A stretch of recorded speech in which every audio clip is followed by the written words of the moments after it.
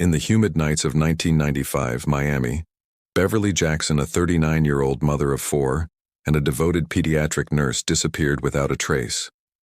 Known for her kindness, Beverly vanished from her home, leaving her family bewildered and desperately searching.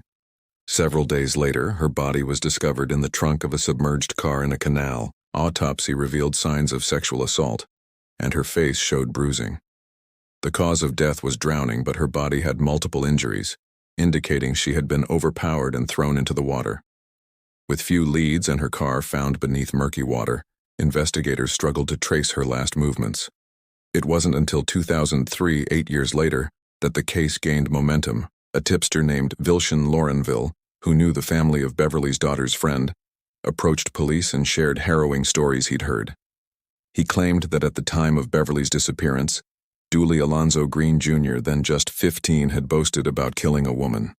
He described how Green and an accomplice, Victor Pestano, had kidnapped Beverly, assaulted her, and disposed of her body. Laurenville's revelations led to Green and Pestano's arrests on charges of first-degree murder, armed sexual battery, kidnapping with a weapon, and armed carjacking. During the trial, the prosecution argued that Green and Pestano had deliberately targeted Beverly. Passenger testimony, Laurenville's witness account, and forensic details like trace evidence in the car trunk painted a disturbing picture of premeditation. Green maintained he had not killed Beverly, and the jury was instructed on both first-degree premeditated murder and felony murder theories. Despite his youth, the severity of the allegations pushed the case forward.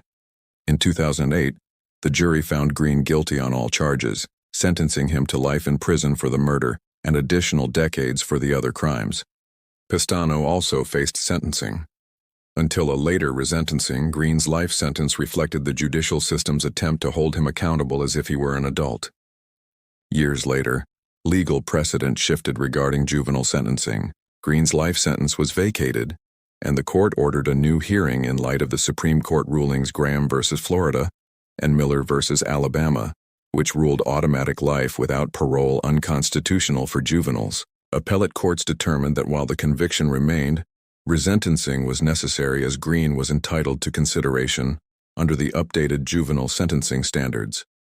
As of now, Dooley Green remains incarcerated, with his sentence under judicial review.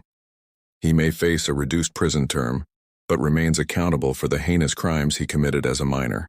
Pestano's sentences also continue, though details vary.